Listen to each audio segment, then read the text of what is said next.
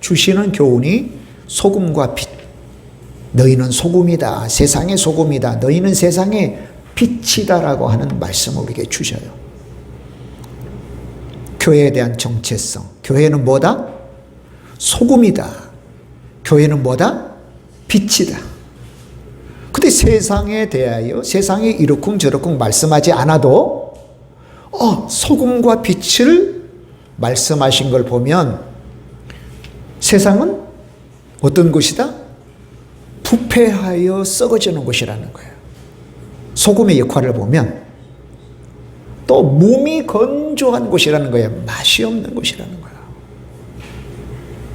또 빛이라고 하는 거 말씀하신 걸 보면 아주 어두운 곳이,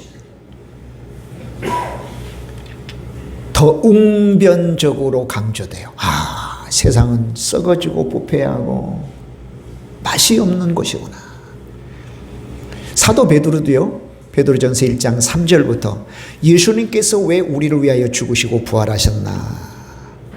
우리로 다시는 썩지 아니하고 냄새나지 않고 더럽지 않고 먼지처럼 사라져버릴 기업이 아니라 영원한 하늘 기업을 주시기 위한 거라. 할렐루야. 우리에게 주시기 위하여 예수님이 우리를 위하여 돌아가시고 부활하셨다고 베드로전서 1장 3절 이하에서 그렇게 이야기를 해요. 이런 세상 속에서 교회가 세워지고 교회다워지려면 어떻게 해야 되는지 상상하기 그렇게 어렵지 않아요. 더욱 맛을 내고 부패를 방지하는 강력한 소금처럼 되면 돼요. 할렐루야. 더욱 어두울수록 빛을 내는 빛처럼 교회가 교회되게 하는 것입니다. 그러나 말처럼 결코 쉽지 않아요. 이유는 두 가지예요. 하나는 우리의 죄된 본성 때문에 그렇고, 또 하나는 악한 세상 때문에 그렇습니다. 세상 한가운데 있기 때문에 세상이 어두우니 덩달아 빛을 잃어가 버리는 거예요. 덩달아 빛을 이루는 거예요. 세속주의라고 그러죠. 세속주의. 세상과 교회가 너무 닮아가. 교회는 교회다워야 되는데, 할렐루야. 따라서 봅시다. 나는 하나님의 자녀입니다. 나는 교회입니다. 아멘. 달라야 되죠. 이게 거룩함이에요. 거룩함은 구별되다 다르다는 뜻인데 너무 닮아가. 세상 사람들이 이러하니까 교회도 쫓아가고, 세상 사람이 저러하니까 저렇게 쫓아가고, 자존심도 없어요, 여러분. 세상 사람들은 그 방법 없으면 우리는 기도 방법 써야죠. 우리는 말씀의 방법을 써야죠. 할렐루야. 우리는 예배 방법을 써야죠. 왜 그거 따라갑니까? 그러니까 교회가 세속주의에 몰입되어져 가는 거예요. 그러니까 빛을 잃어가고 소금의 맛을 잃어가는 거예요. 우리에 의해서는 이제 우리나라는 소금의 맛을 잃은다는 것을 잘 이해 안 되죠. 주로 천일염을 먹으니까. 근데 중동에서는 소금산에서 소금을 캐와요. 그 소금에는 불순물도 좀 섞이고 소금도 쓰죠. 조금씩 떼어 먹다 보면 나머지는 소금 같지 않는 잔채들이 나와. 잔재들이 있어요. 그건 소금으로 더 이상 쓸 수 없는 거예요. 맛을 잃어버리는 거죠. 여러분, 고린도 교회가 그랬단 말이에요. 고린도 교회는 미성숙한 교인들, 성숙하지 못한 교인들 탓도 있었고요. 그냥 세상의 세파에 이리저리 흔들려버리는 그런 교회에 왜 이유가 그랬느냐면, 첫째, 미성숙했어요. 어린애기 같았어요. 또 하나는 뭐냐면 고린도 지역의 성적 타락 때문에 그렇거든요. 고린도 사람 하면 그 지역에 사는 사람이라는 뜻이 아니에요. 난봉꾼들, 이건 음란한 사람들, 음행을 하는 사람, 바람피는 사람들이란 뜻이에요. 그래서 성적 타락. 그 속에 고린도 교회가 탁 세워져 있었으니 교회가 세상 흐름에 따라 이리저리 흘러가고 있었단 말이죠. 우리가 고린도전서를 살펴봤습니다. 지금 우리가 고린도후서를 살펴보는데 고린도전서와 고린도후서 사이에 일어났던 일이 대단히 중요해요. 오늘 우리가 본문을 삼은 12절에도 그 일부의 내용이 들어가 있어요.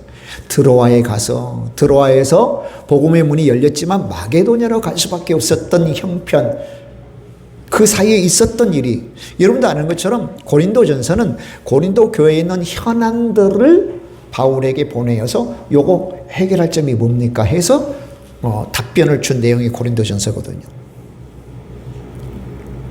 근데 그 고린도 서신을 받고 사도 바울이 준 거니까 하나님의 권위를 가지고 교훈한 것이니까 이제 우리가 고치겠습니다 하면 얼마나 좋았겠어요.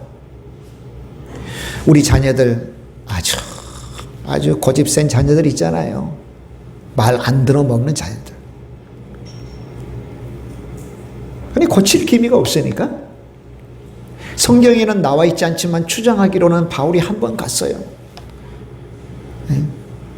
성도들이 안 고칩니다. 그러니까 한 번 에베소에서 고린도로 가서 또 이렇게 권면했는가 봐요. 그리고도 또 고치지 않으니까 이제는 눈물의 편지, 남아있지 않지만 눈물의 편지라고 하는 편지를 또 보냈어요. 그걸 디도라고 하는 사역자가 가지고 갔죠. 그러면서 고린도 교회를 좀 살피라 그랬어요. 그러면서 드로아에서 만나자. 그런데 지금 바울이요, 드로아의 복음의 문이 열렸음에도 불구하고 노심초사해요. 안절부절 못하는 거예요. 교회에 문제가 있어요. 이게 여러분 사역자예요.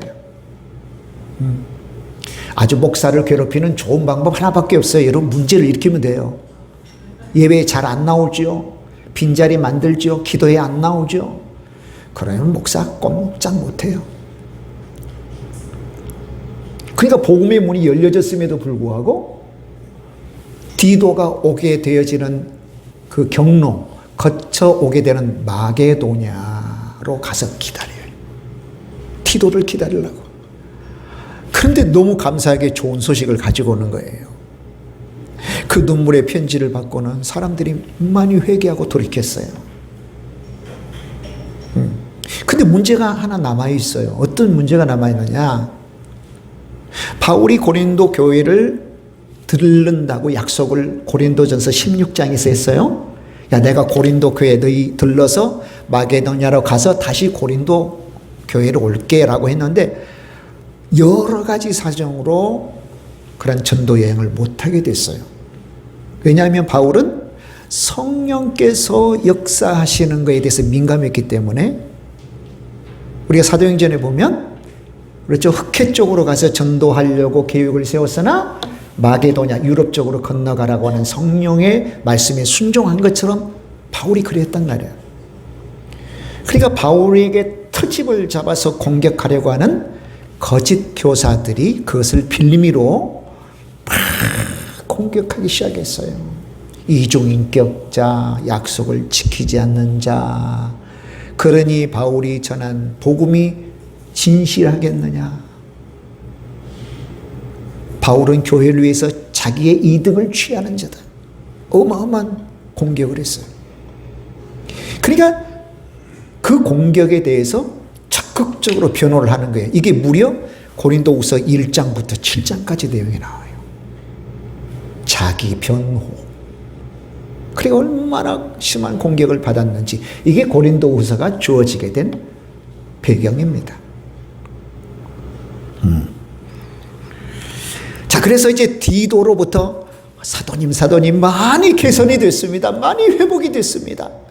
그러니까 바울이 얼마나 감사한지, 그리고 그 교회 성도들을 위로하는 고린도후서를 보냈어요. 그래서 고린도후서를 감사의 편지, 위로의 편지라고 그렇게 불리워지게 되는 거예요. 네.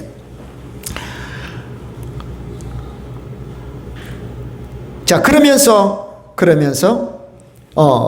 이제 자기는 주님으로부터 받은 사도권, 그리고 사도권을 통해서 사도의 직분, 복음을 전하고 교회를 세우고 그리고 사역자를 키우는 그런 사도의 직분을 성실히 충실히 행했는데 바로 이러한 하나님이 세우신 일꾼됨, 하나님이 세우신 직임은 마치 그리스도의 향기와 같다고 오늘 본문에서 설명하는 거예요.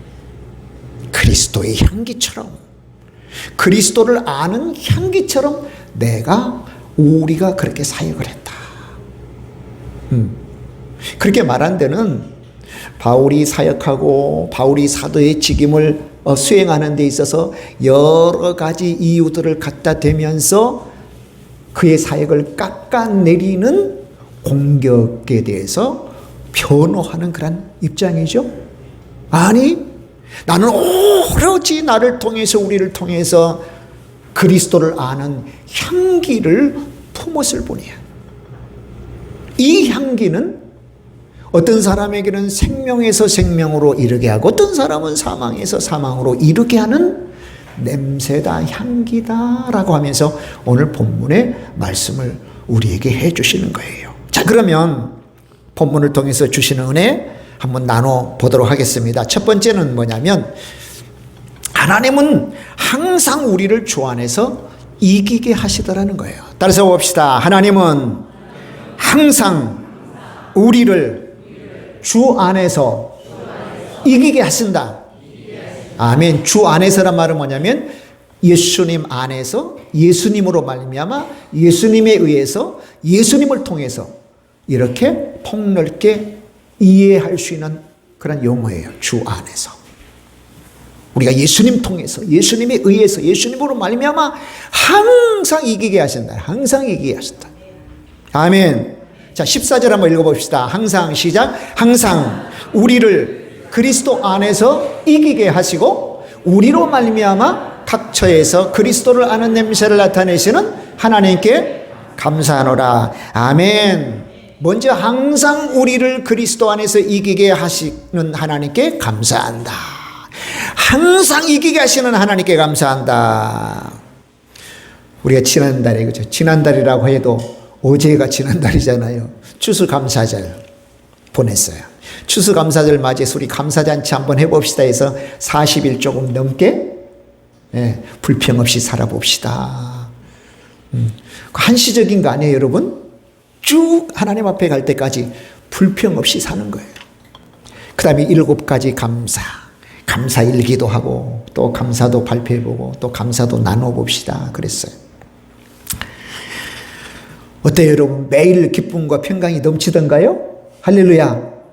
오, 그러기도 했어요. 그런데요, 또 크고 작은 문제들이 또 생겨요. 계속 생겨요. 우리의 환경이 늘 고통스럽고 부조리할 때가 너무 많아서 감사를 드리다가도 한편으로는 한숨도 나오고 원망도 나오고 불평도 나오는 것이 현실이에요. 현실. 왜 그럴까요? 죄된 본성을 가진 우리 탓이기도 하고 또 세상 탓이기도 해요. 세상이 그렇게 되어졌어요. 우리도 그렇게 만들어졌어요. 그래서 여러분, 감사의 초점을 죄된 본성인 내 안에서부터 찾거나 세상 안에서 찾으면 이것은 한계가 있어요.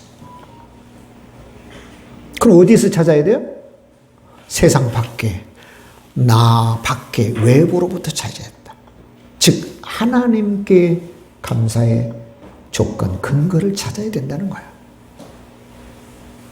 하나님은 변함이 없으시죠? 하나님은 영원하신 분이세요. 하나님은 저와 여러분이 능히 항상 감사할 수 있도록 지혜도 주시고 복도 주시고 능력도 주셔요. 근데 내 내부로부터, 나를 둘러싼 환경으로부터 감사의 조건들을 찾으려고 하다 보면 이것은 한계가 있다. 한계가 있다. 오늘 사도 바울은 본절에서 14절에서 항상 그리스도 안에서 이기게 하신 하나님께 감사하노라 그랬어요. 따라서 봅시다. 다시 한번 해봅시다. 항상 그리스도 안에서 이기게 하시는 하나님 감사합니다. 여러분, 당시 바울에게 당면한 문제들이 어떤 문제들이 있었나요? 몇 해 전에 정말 산고의 고통, 해산의 수고를 한 것 같은 모습으로 고린도 교회를 세웠잖아요. 아테네에서 전도하는 것이 성과가 없어. 고린도로 가서 할 때 너무 두려웠어요. 사도행전에 보니까. 그러니까 성령께서 바울에게 나타나서 바울아, 너 두려워하지 마. 이 성 중에 내 백성 많다. 그렇게 세워진 교회가 고린도 교회. 근데 고린도 교회를 세웠는데 너무 문제가 많아요. 그래서 고린도 교회에 눈물로 편지를 보낼 만큼 그렇게 문제가 많이 있었습니다. 해결이 쉽지 않았어요. 오늘도 우리가 12절부터 보는데요. 내가 그리스도의 복음을 위하여 드로아의 이름에 주 안에서 문이 내게 열렸으되. 드로아는 우리가 잘 아는 트로이 목마 있잖아요. 그리스하고 드로하고 트로이하고 싸움이 났던 일리아드에 나오는 그런 이야기들. 그게 실제로 트로이 목마, 이 목마에 관한 것은 확정할 수 없는데 역사적 사실은 지금 고고학적으로 발견된 거예요. 그 트로아예요. 그런데 바울이 드로아에서 디도를 못 기다리는 거예요. 왜요? 너무 고린도 교회 문제가 심각해서. 그래서 좀 전에도 말한 것처럼 마게도냐를 거쳐서 드로아에 와야 되는데 그 코스 앞에 가서 지금 바울이 기다리는 거예요. 디도가 오기를. 이게 바울이 가지고 있는 당면한 여러 가지 문제 중에 하나였어요. 여러분, 그럴 정도면 보통 우리가 그 정도 하면 어때요? 무력감이에요. 무력감. 이제 모든 거 다 힘이 쫙 손과 발에 힘이 다 빠져요. 우울증. 여러분, 목사님들한테 이렇게 목회 데이터베이스, 목회 연구소 데이터베이스 설문조사했는데 여러분 교회 성도들 가운데 정신적인 문제, 가령 우울증 같은 정신적인 문제가 있다고 생각하십니까? 60 몇 프로가 있습니다. 그럼 육체적 질병과 영적인 그런 문제, 정신 문제에 대한 비율이 어느 정도 됩니까? 한 절반 정도 된다고 대답하는 목회자도 상당히 있었어요. 목회자 자신도 정신적인 문제 있죠. 어떤 구약에서는 어떤 목회자 찾아볼 수 있어요? 엘리야. 나 죽고 싶다 그랬잖아요. 로뎀 나무 아래 앉아가지고 하나님 나 죽고 싶어요. 우울증이에요. 우울증. 주의 사역이 너무 귀하고 값진 것이지만 동시에 무력감과 우울증이 와요. 저도 마찬가지예요, 여러분요. 그래서 목사인 저를 위해서 기도 많이 해주셔야 돼요. 즐거움을 하게 좀 해주세요. 하다 안 되면 무력해져. 또 이게 가능할까? 그래서 저와 여러분이 스스로 주의 영으로, 주의 말씀으로 채워넣지 않으면 안 돼요. 그래서 사도 바울도 능히 우리가 쉽게 예측하기로는 그렇게 고린도 교회의 문제가 많이 있었으니 무력감 또는 우울증도 생기고 또 죽게 죄송한 마음도 있지 않겠어요? 주 앞에 우리가 사역자들이 죄송한 마음, 주님 제가 능력이 이렇게 없어가지고 또 이 정도밖에는 되지 못하나 봅니다 하는 늘 죄송한 마음이 있었을 거란 말이에요. 자, 그럼에도 불구하고 이 바울의 태도를 한번 보자고요. 자신을 한탄하지 않았어요. 오히려 항상 우리를 주 안에서 이기게 하시는 하나님께 감사한다고 그랬어요. 우리가 착안해야 될 점이죠. 우리가 착안해야 될 점이에요. 끊임없이 기도해도 남편이나 아내나 자녀나 또 부모, 가정 문제, 교회 문제가 해결될 기미가 안 보여도 그런 자녀들로부터, 남편으로부터, 가정으로부터가 아니라 하나님, 할렐루야, 우리의 기도를 들으시는 하나님께 주목해서 그 하나님께 항상 주 안에서 이기게 하심에 감사해야 된다는 거죠.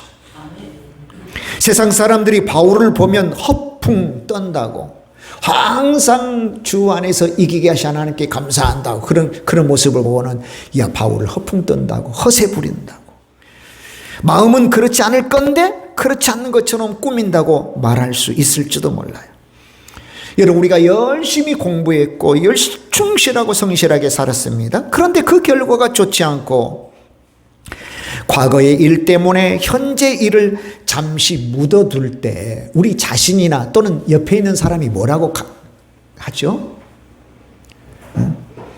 그때 좀 더 잘하지 그랬어. 애초에 좀 더 신경 쓰고 잘했으면 오늘 이런 일 안 벌어졌을 건데. 보통 그렇게 말하죠. 우리도 그렇게 말할 수도 있고 그렇게 들을 수도 있어. 근데 좀 더 친절하고 세밀한 사람은 위로를 해요. 위로. 다음에 잘 될 거야. 근데 이게 최선의 말은 아닐까 싶어요. 우리가 할 수 있는 최선의 말. 그때 좀 잘하지 그랬어라고 하는 건 아니면 아이고 앞으로 잘 될 거야, 좀 힘 좀 내자라고 하는 게 우리가 할 수 있는 최선의 말은 아닐까. 근데 바울을 한번 보자고요. 정작 어려움을 겪고 있는 본인은 뭐라고 했다고요? 항상 이기게 하신 하나님께 감사한다. 항상 이기게 하신 하나님께 감사한다. 근데 근거를 보세요, 여러분. 이기게 하는 근거 보세요. 이기게 하는 근거 뭐에 있죠? 주 안에서 바로 예수님에게 있어요. 이게 다른 점이에요, 여러분. 내 자신이 이기게 하는 근거가 아니에요. 마음 수련을 통해서 뭐 이렇게 또 마인드 컨트롤을 통해 가지고 내가 긍정적인 생각 갖고 나 이겼어, 나 괜찮아. 아니요. 절대 괜찮지 않아요. 할 수도 없어요. 그래서 외부로부터, 할렐루야.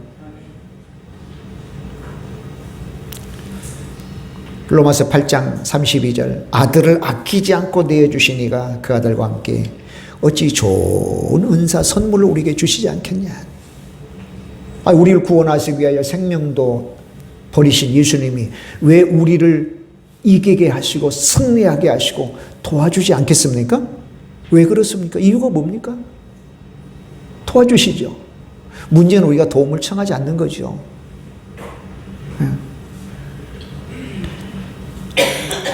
자, 오늘 그리스도로 말미암아 예수님에 의해서, 예수님을 통해서 그래요. 자, 이것을 통해서 그렇습니다.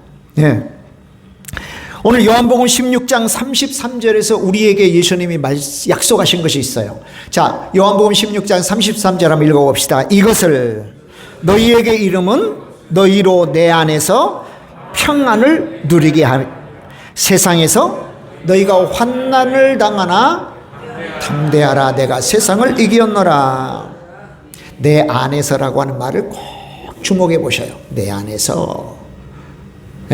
주님과 연관되지 않아서는 좀 구절이 우리에게 해당이 안 돼요. 내가 예수님과 동행하지 않으면 해당이 안 돼요. 내가 예수님께 고백하지 않으면 해당이 안 돼요. 언제나 예수님 안에 있어야 된다는 거죠.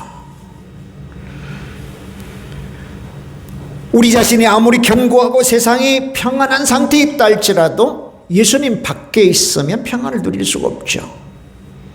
그러나 일이 실패하든 열악한 환경에 있든 우리가 무력하게 보이든 상관없이 예수님 안에 있으면 우리에게는 평안이 있다는 것입니다.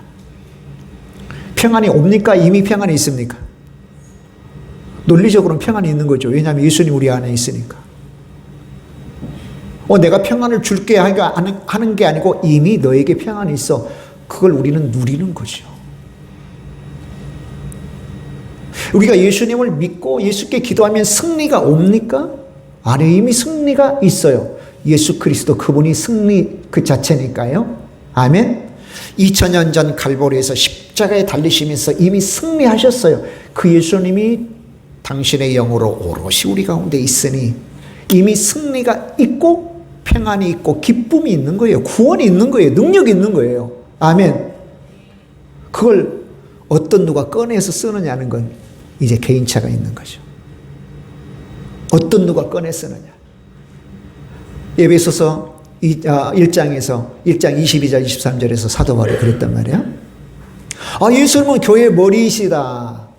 교회는 예수님의 몸이신데 예수님은 만물을 충만케 하시는 자의 충만함이다. 그럼 우리는 충만해야 됩니다. 충만함이 우리 가운데 있는 거예요. 있는 거예요. 아멘.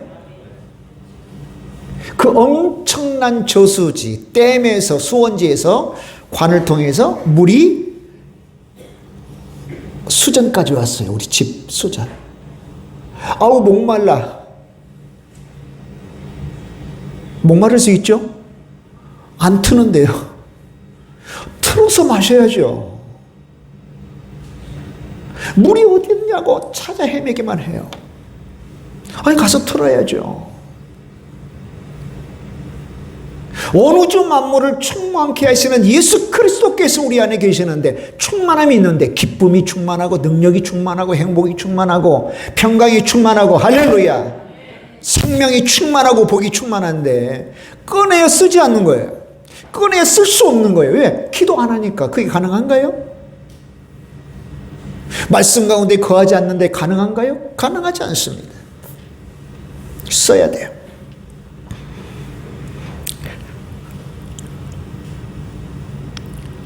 그러면 승리와 평안을 누리려면 우리가 해야 될 건 어떤 거 해야 됩니까? 아무것도 할 거 없어요. 다만 믿고 고백하고 선포하면 되는 것입니다. 승리케 하시는 예수님, 평강을 주시는 예수님 믿는 거죠. 그리고 고백해야 됩니다. 예수님 사랑합니다.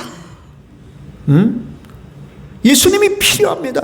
오늘도 예수님이 아니면 안 됩니다. 따라서 봅시다. 예수님 사랑합니다. 예수님이 필요합니다. 예수님이 아니면 안 됩니다. 할렐루야. 그리고 선포해야 돼요. 예수님만이 길이요 진리요 생명이시다. 따라서 봅시다. 예수님만이 길이요 진리요 생명이십니다. 예수님 한 분이면 충분합니다. 예수님이 전부이십니다. 나는 만물을 충만케 하시는 예수님의 몸입니다.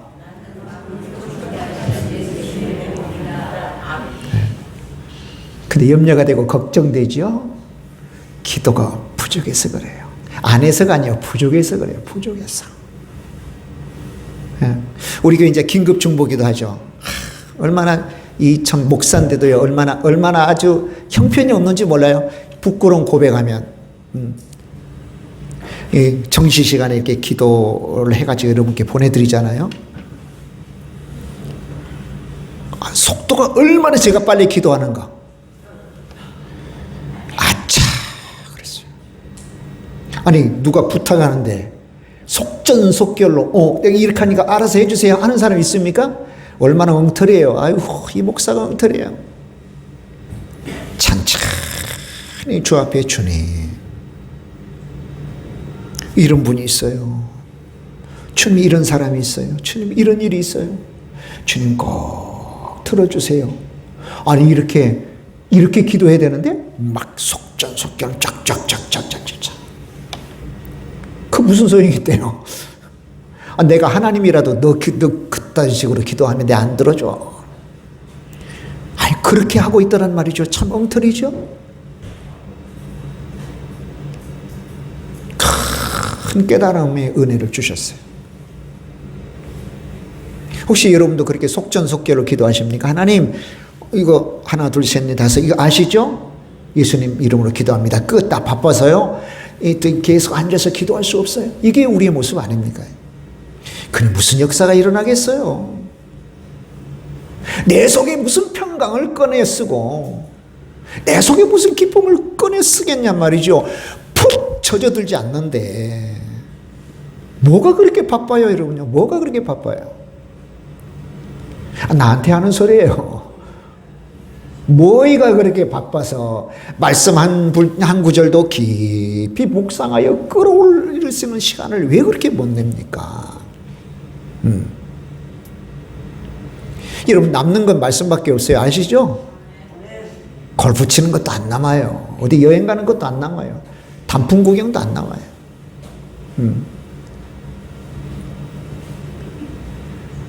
저기 섬진강 따라 구례 쪽으로 가면 아름드리한 쌍계사 입구 쪽에 벚꽃이 막 흐드러지는데요. 처음에는 와 하다가 5분 되니까 지겹더라고. 아니, 나 같은 경우에는 그래요. 내가 이거 보려고 입고 왔나? 일부러 간 건 아니지만 와 하다가 5분 보니까 지겨워. 아, 그렇구나. 한계가 있구나. 우리가 남는 거 해야 돼요. 우리의 삶 속에 남는 거 해야 됩니다. 자, 두 번째는요. 두 번째는 각 처에서 그리스도를 아는 냄새를 나타나게 하시더라. 따라서 봅시다. 각 처에서 그리스도를 아는 냄새를 나타내게 하십니다. 자, 14절 하반절부터 16장까지 한번 읽어봅시다. 우리로 말미암아, 시작. 우리로 말미암아 각 처에서 그리스도를 아는 냄새를 나타내시는 하나님께 감사하노라. 우리는 구원받는 자들에게나 망하는 자들에게나 하나님 앞에서 그리스도의 향기니 이 사람에게는 사망으로부터 사망에 이르는 냄새요 저 사람에게는 생명으로부터 생명에 이르는 냄새라. 누가 이 일을 감당하리요? 사람마다 민족마다 DNA가 다르잖아요. 그죠? 근데 외국 사람들의 이야기 들어보면 아시아 사람들, 특별히 한국 사람들한테는 냄새가 별로 안 난대요. 예. 근데 이게 외국 사람들 보면 뭐 노랑내라고 하나요? 많이 나요. 근데 한국 사람들한테는 냄새가 안 난대. 와, 하나님께서도 그런 은혜를 주셨네요. 그죠? 깔끔한 냄새. 저번에 네팔 카트만두에 내렸는데 정말 매캐한 냄새 때문에 참 혼났어요. 나중에 보니까 힌두 신들, 각종 신들을 섬기느라고 한 집 걸러 한 집, 가게라면 한 집 걸러 한 집에 막 향을 피워대고요. 그 거리는 눈을 뜨고 볼 수가 없어요. 관광하려면 가지 마세요. 후회해요. 공기도 안 좋을 뿐만 아니라 그 냄새가 견딜 수 없었어요. 외국 사람이 우리 인천공항에 내리면 어떤 냄새가 난다고 그래요? 마늘 냄새? 아니, 짠내가 난대요. 마늘은 우리 한국 사람보다 더 많이 먹는 민족들이 많아요. 짠내가 난대요. 짠내. 아마 염장 때문에 그런지는 모르겠어요.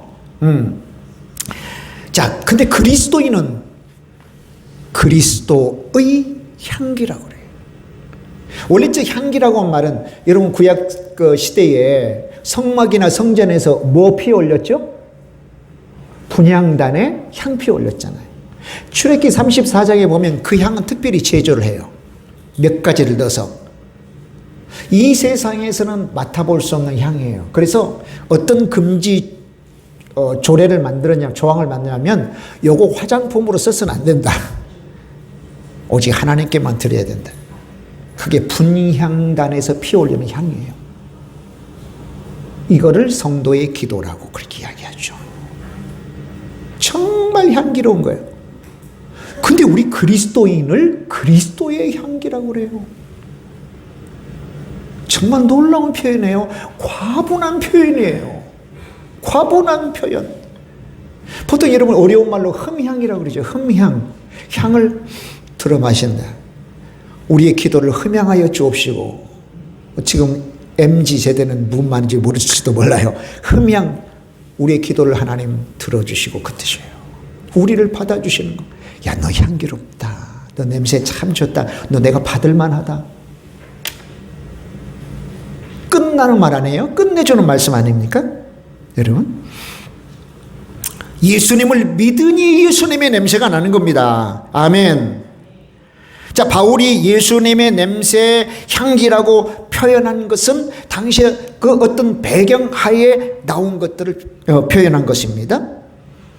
로마에 지금도 카피톨리누스 언덕이라고 있대요. 주피터 카피톨리누스. 주피터는 여러분 잘 아는 대로 로마의 최고의 신이잖아요. 예, 그리스로 하면, 헬라어로 말하면 제우스와 버금가는 신이 주피터예요. 저 그림에도 지금 양쪽에 말이 있고 사람이 있잖아요. 보통 이제 싸움에 나가서, 전쟁에 나가서 승리하고 오는 그 행렬을 개선 행렬이라고 그러죠. 그러면 주피터가 복을 주어서 승리했다고 해서 개선 행렬이 가장 먼저 이 카피톨리누스에 있는 주피터 신전에 가서 제사를 드린대요. 그러면 거기서 향을 피우는 거예요. 향을. 그러면 사람들이 그 개선 행렬을 보지 않아도 향 냄새만 맡아도 야, 이게 오늘 무슨 일이 있었는가를 훤히 알았다는 거예요. 그러면 차 앞에 막 말 갈기를 휘날리면서 개선 장군이 앞장서고, 그 다음에 전리품들을 막 이고 메고, 그 다음에 포로들을 끌고 오는 병사들이 막 기쁨으로 환호하면서 오지 않겠어요, 그죠? 예, 그때 사제들이 막 향을 막 뿌리고 온 거리에 향내가 진동하는 거예요. 그 다음에 어떤 일이 벌어지겠어요?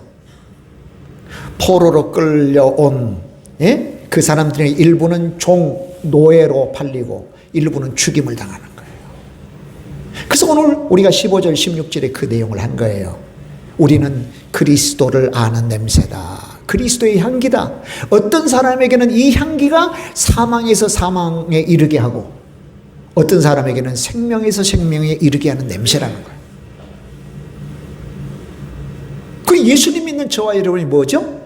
복음을 전할 때 어떤 사람이 받을 때는 그 복음이 천국과 영생을 받는 그런 생명으로 받아들이고, 어떤 사람은 거부하여 지옥 형벌로 간다는, 사망에서 사망으로 이르게 하는 냄새가 바로 저와 여러분이라는 거예요.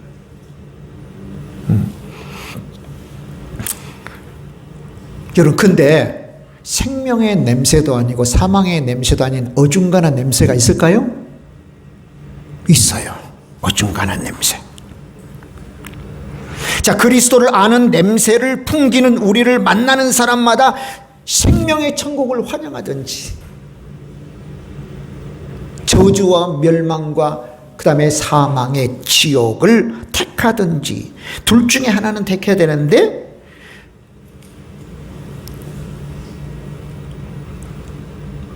저와 여러분의 냄새가 너무 강해서 천국을 택하게 하든지 지옥을 선택하게 해야 되는지, 둘 중에 하나는 분명히 해야 되지 않겠냐는 거죠. 아멘.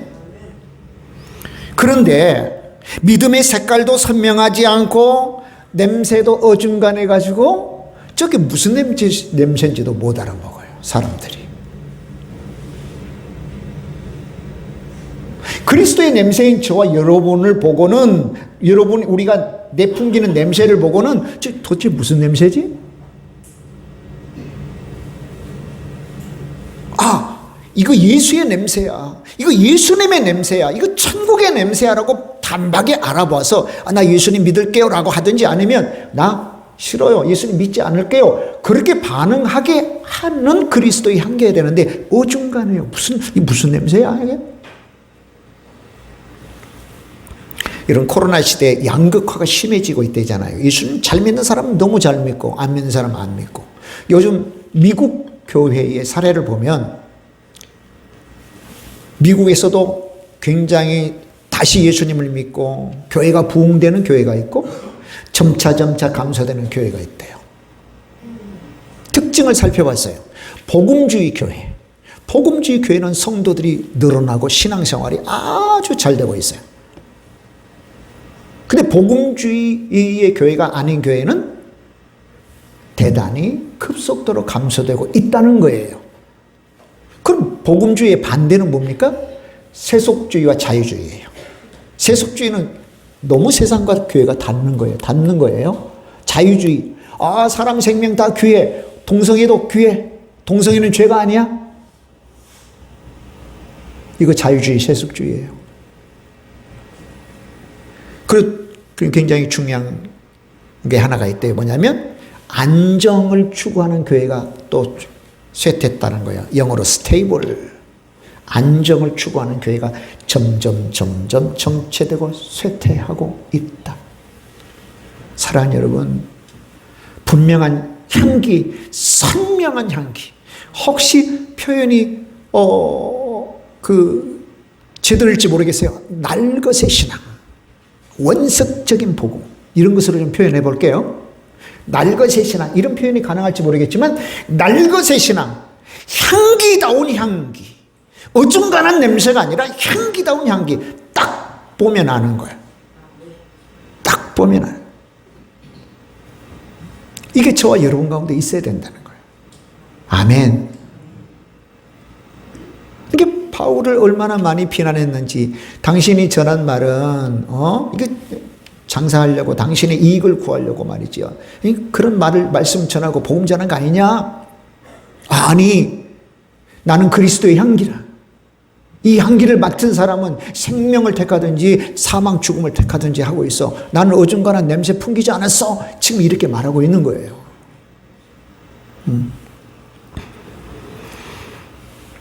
영성학자 헨리 나우엔 이런 말을 했습니다. 예수님이 생각나는 사람. 따라서 봅시다. 예수님이 생각나는 사람. 예수님이 생각나는 사람. 저나 여러분을 보면 예수님이 생각나. 어떻게 하면 예수님 생각나게 할까요? 예수님처럼 살아야 되죠. 그러면 되죠. 그러면 되죠.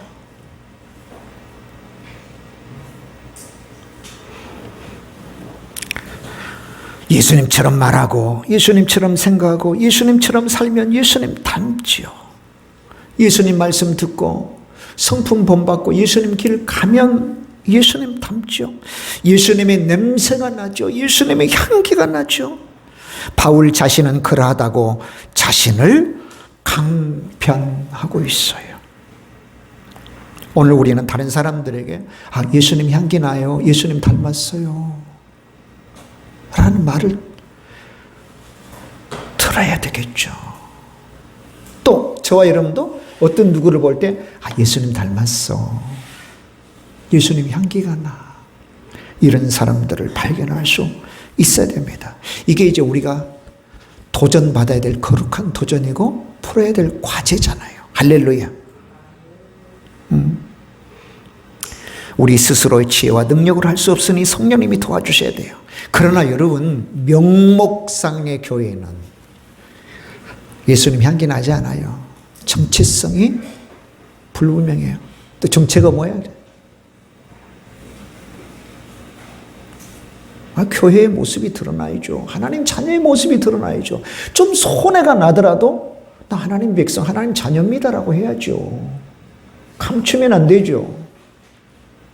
혼잡시켜버리면, 섞어버리면 안 되죠. 아멘. 대충 교회에 다녀서는 예수님 향기 나지 않습니다. 그러기에 부패하고 타락하고 먼지처럼 사라져버릴 나의 냄새가 너무나 강하기 때문에 그렇죠. 외국인이라 할지라도요, 한국 사람처럼 마늘 많이 먹고 김치 즐겨 먹고 한국에서 살고 그런 외국 사람이라도 한국인처럼 보이지 않을까 싶습니다. 자, 이제 17절의 말씀으로 마무리하겠습니다. 마무리하는 말씀은 17절. 한번 읽어봅시다. 우리는 수많은 사람들처럼 하나님의 말씀을 혼잡하게 하지 아니하고 곧 순전함으로 하나님께 받은 것 같이 하나님 앞에서와 그리스도 안에서 말하노라. 복음을 전파하노라 뜻이거든요. 이런 이제 혼잡이라고 하는 말은 뭐냐면 포도주에다가 물을 섞는 거예요. 장사하는 사람들이 요거 부당한 이익을 남기려고 포도주에다가 물을 섞어버리는 걸 혼잡이라는 말로 써요. 혼잡. 그런데 우리는 수많은 사람들처럼 하나님의 말씀을 혼잡하게 하지 아니하고, 그러니까 바울이 들었던 거, 개인적인 유익을, 너가 복음 전하는 데 그 유익을 얻으려고 복음 전하는 거지, 교회 세우는 거지, 교회 다니는 거지, 이런 말을 들었기 때문에 지금 이 말을 하는 거예요. 아니야, 혼잡하지 않아. 나는 하나님께서 내게 주신 말씀 그대로를 나는 전해. 하나님께 받은 것 같이 하나님 앞에서와 그리스도 안에서 나는 순전함으로, 즉 진실하게 하나님의 말씀이 그러함을 나는 받고 전해. 다 섞지 않아. 예수님의 향기도 선명하고 날 것 그대로에서 그대로 드러내고, 하나님의 말씀도 그대로 온전히 드러내. 원색적인 복음이 이 시대에 우리 가운데 필요하다. 아멘. 말씀 마무리하겠습니다. 세파가 얼마나 교회를 덮쳐오는지. 교회가 세상 한가운데 있기 때문에 그래요. 여러분, 소금과 맛을 잃어버리면, 소금의 맛, 그 다음에 빛됨을 잃어버리면 존재 가치가 하나도 없는 거죠. 더 우리가 다시 한번 심기일전하여 나는 정말 그리스도의 향기인가? 나 예수님의 향기인가? 단박에 나를 보고 저 예수 믿는 사람이군. 생명을 선택하든지 지옥을 선택하든지 어중간한 것은 안 된다. 아멘. 선명하고 날것의 복음을 받고 그 복음대로 사는 저와 여러분이 꼭 되시길 원해서 정말 향기를 발산하는, 그리스도의 향기를 발산하는 삶이 되기로 해서 이 말씀을 드립니다. 하나님